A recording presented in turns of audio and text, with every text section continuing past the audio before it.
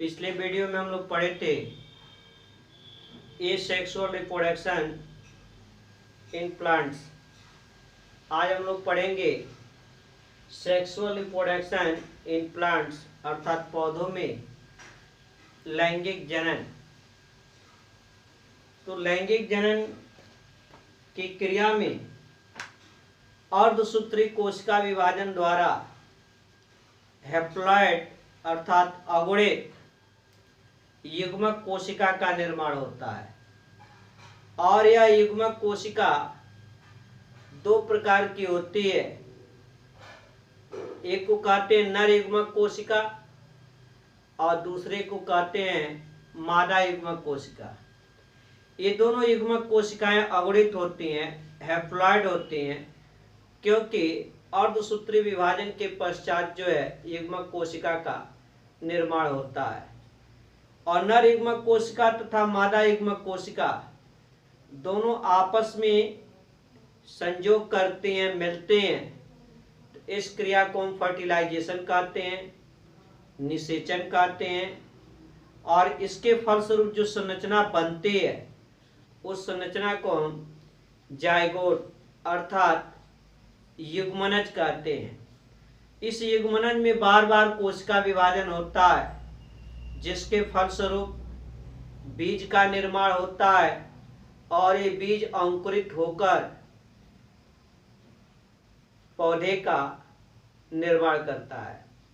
तो इस प्रकार से लैंगिक जनन, पौधों में लैंगिक जनन की क्रिया को हम चार प्रावस्थाओं में विभाजित कर सकते हैं, जिनमें पहला है गैमेटोजेनेसिस युग्मक जनन। गैमेटोजेनेसिस युग्मक जनन अर्धसूत्री विभाजन द्वारा युग्मक कोशिकाओं के निर्माण की क्रिया को हम युग्मक जनन कहते हैं, गैमेटोजेनेसिस कहते हैं। और यह दो प्रकार का होता है। एक होता है नर युग्मक जनन और दूसरा होता है मादा युग्मक जनन।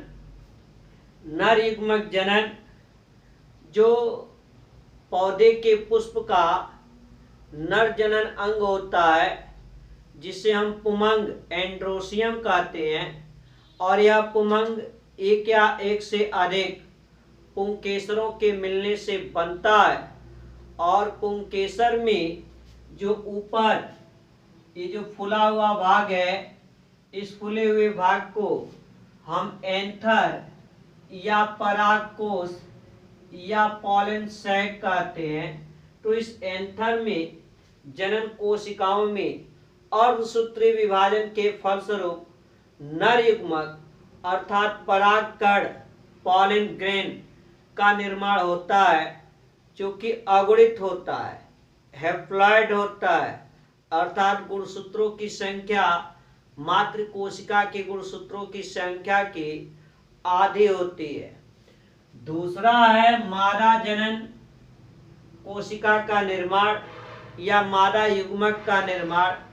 यह जो है पुष्प का जो मादा जनन अंग है, जिसे हम जायांग गाइनोसियम कहते हैं, और यह गाइनोसियम एक या एक से अधिक कार्पेल या अंडकों के मिलने से बना होता है।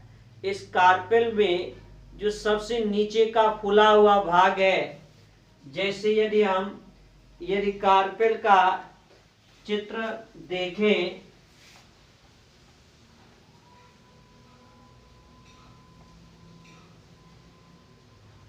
तो यह जो है थैलमस है, पुष्पासन, और इसके ऊपर ऐसे ये फ्लास्क नुमा ये जो कार्पेल है, और यहाँ इसका ये नीचे का फूला हुआ भाग, इस फूले हुए भाग को हम ओवरी अंडाशय कहते हैं। बीच में नलिका सदृश भाग को हम स्टाइल वर्तिका कहते हैं और सबसे ऊपर घुंडी सदृश भाग को स्टिग्मा वर्तिकाग्र कहते हैं। तो इस ओवरी में अलग से अगर फिगर बना दिया जाए तो ओवरी में यहाँ जो है से ये एम्ब्रियो सैक है और इसके चारों ओर ये इंटेगुमेंट है और फिर जो है ये बीजांड की संरचना बन जाती है अर्थात, और इस बीजांड में मादा युग्मक का निर्माण होता है। तो मादा युग्मक ये बीजांड संरचना का निर्माण अर्धसूत्री विभाजन के फलस्वरूप होता है। तो इसका जो केंद्रक है वो केंद्रक जो है अगुणित होता है, हैप्लॉइड होता है। अब इसके केंद्रक में एक बार समसूत्री विभाजन होता है। तो यदि हम यहाँ पर अलग बना दे रहे हैं बड़ा देखने के लिए, तो यदि यह एम्ब्रियो सैक है और इसमें ये जो है केंद्रक है, ये चारों ओर से जो है से इंटेगुमेंट है, अध्यावरण है और ये पूर्ण संपूर्ण जो है बीजांड है, बीजांड जो कि निषेचन के बाद बीज में परिवर्तित हो जाता है। तो यह एम्ब्रियो सैक भ्रूण कोश के अंदर जो केंद्रक है अगुणित है, क्योंकि इसका निर्माण जो है अर्धसूत्री विभाजन के पश्चात हुआ है। तो एक बार जब समसूत्री विभाजन होता है तो इसका केंद्रक जो है दो भागों में विभक्त हो जाता है। कुछ समय पश्चात फिर से दूसरे बार समसूत्री विभाजन होता है तो 2 से 4 केंद्रक हो जाते हैं। कुछ समय रुककर फिर से तीसरे बार समसूत्री विभाजन इसके केंद्रक में होता है तो 4 से जो है 8 केंद्रक बन जाते हैं। फिर कुछ समय विश्रामा अवस्था के बाद ये जो 8 केंद्रक हैं इनमें से 3 केंद्रक जो है निभाग की ओर, ये भाग जो है निभाग है अर्थात चैलेजा, निभाग अर्थात चैलेजा, 3 केंद्रक जो है निभाग की ओर चले जाते हैं और 3 केंद्रक ये जो है माइक्रोपाइल है, माइक्रोपाइल अर्थात बीजांड द्वार, तो 3 केंद्रक बीजांड द्वार के पास चले आते हैं और बीच में जो है 2 केंद्रक बन जाते हैं। सभी केंद्रक में गुणसूत्रों की संख्या number of chromosomes haploid n है, अगुणित है। अब कुछ समय पश्चात जो है इनके चारों ओर भित्ति का निर्माण हो जाता है अर्थात कोशिका बन जाती है। तो निभाग की ओर की कोशिका को हम प्रतिमुख कोशिका एंटीपोडल सेल कहते हैं और यहाँ भी जो इसके चारों ओर जो है भित्ति का निर्माण हो जाता है।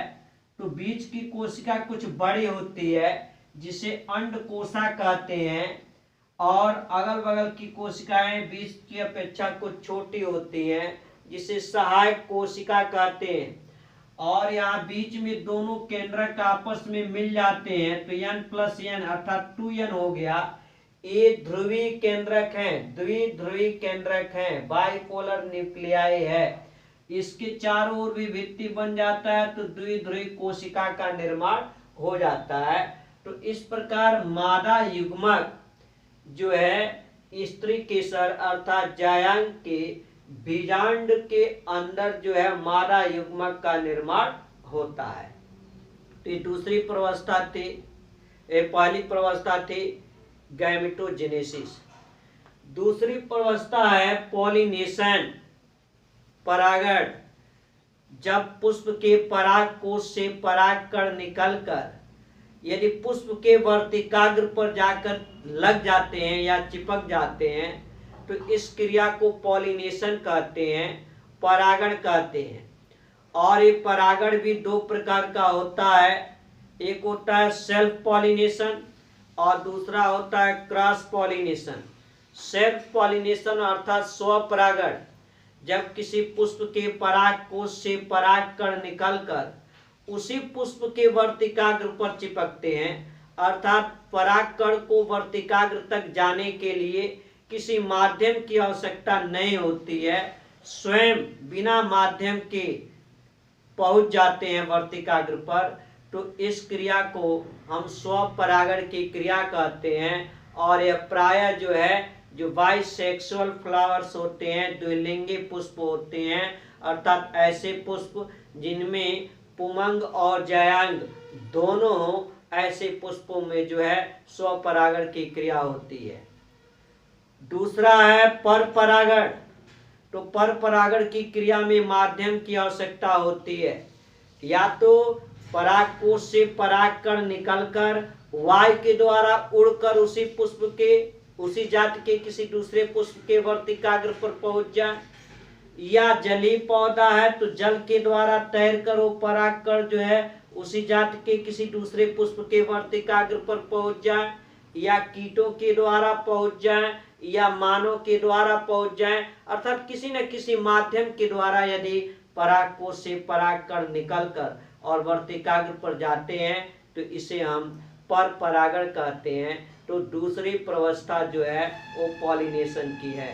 पौधों में सेक्सुअल रिप्रोडक्शन की दूसरी प्रवस्था पॉलिनेशन है कि पहले में गैमेट का निर्माण हो गया, दूसरे में पॉलिनेशन क्रिया हुआ।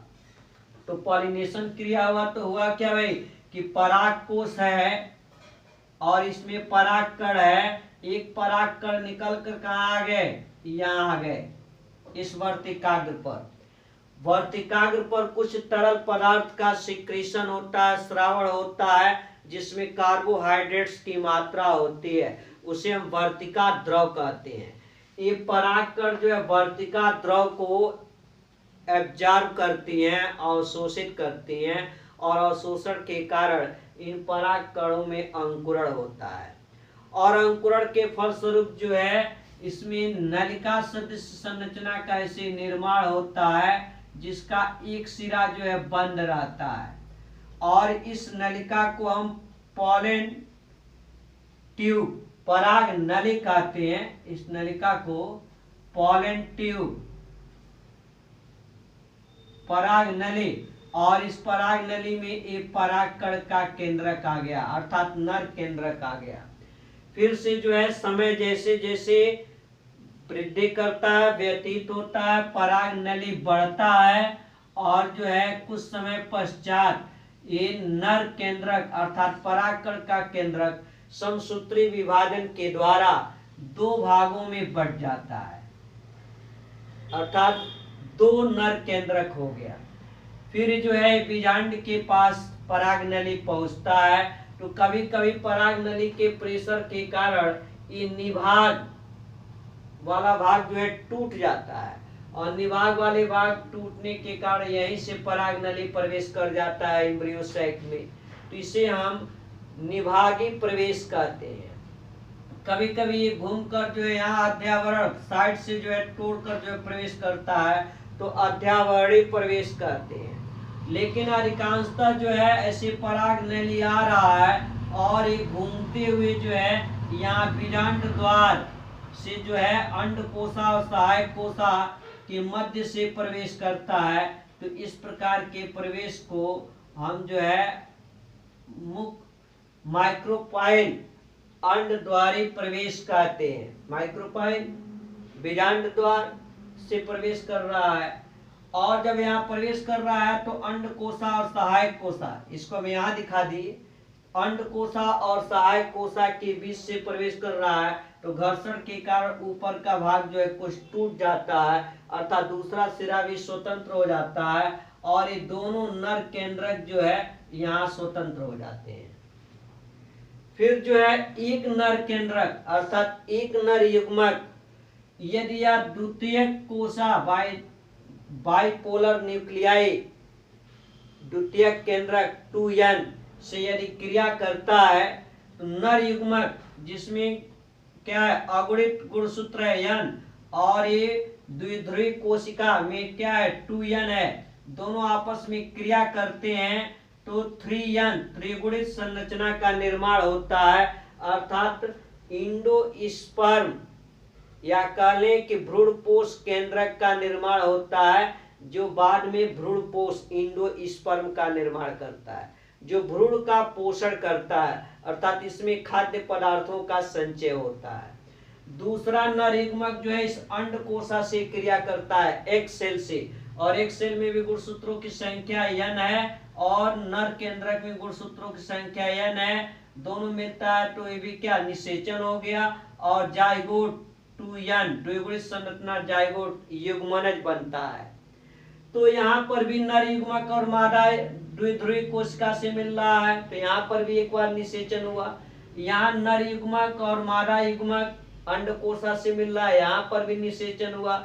इस तरह से पुष्पी पौधे में या आवृतबीजी पौधों में दोहरा निषेचन हुआ, 2 बार निषेचन हुआ, और 2 बार निषेचन के पश्चात एंडोस्पर्म बना, भ्रूणपोष जो कि भ्रूण का पोषण करता है, और फिर युग्मनज बना।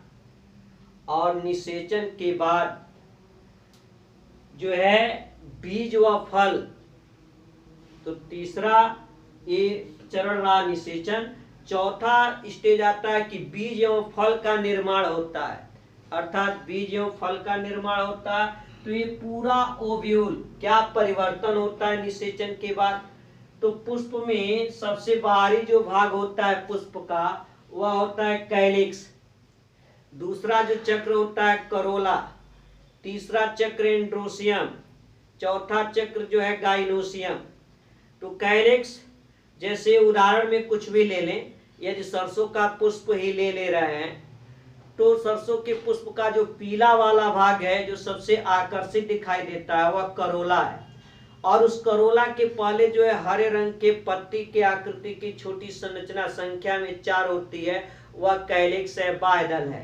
तो निषेचन के पश्चात बाह्यदल भी क्या होता है, झड़ जाता है। जो पीला वाला दल है करोला है, और निषेचन के पश्चात करोला भी क्या होता है, झड़ जाता है। फिर जो ऐसे पुंकेसर है, पुंकेसर भी झड़ जाता है। फिर जो है कार्पेल है तो वर्तिकाग्र झड़ जाता है, समाप्त हो जाता है, गिर जाता है। फिर जो है वर्तिका भी गिर जाता है, और ये पूरा जो ओवरी है गोल, अंडक का नीचे का जो गोल फूला हुआ भाग है ओवरी जिसे अंडाशय कहते हैं, ये अंडाशय जो है फल में परिवर्तित हो जाता है, और इस अंडाशय के अंदर जो ये ओव्यूल है बीजांड, ये बीजांड जो है बीज में परिवर्तित हो जाता है। और ये बीज भी जो है 2 प्रकार का होता है, एक होता है एक बीजपत्री, दूसरा होता है द्विबीजपत्री। अर्थात जब इस बीज को यदि हम बोते हैं तो इनका अंकुरण होता है, प्रारंभ में एक पत्ती जैसी संरचना निकलती है, तो एक बीजपत्री पौधा है, जैसे धान गेहूं मक्का एक बीजपत्री है। यदि बीज को बोते हैं अंकुरण के पश्चात जो है प्रारंभ में 2 पत्ते निकलते हैं, तो द्विबीजपत्री पौधा है, जैसे चना मटर आदि। तो इस प्रकार से जो है पौधों में जो है क्या ये लैंगिक जनन की क्रिया संपन्न होती है। फिर जो है अगले वीडियो में हम लोग पढ़ेंगे कि कैसे जो है जंतुओं में जनन की क्रिया होती है। नेक्स्ट वीडियो में हम लोग पढ़ेंगे।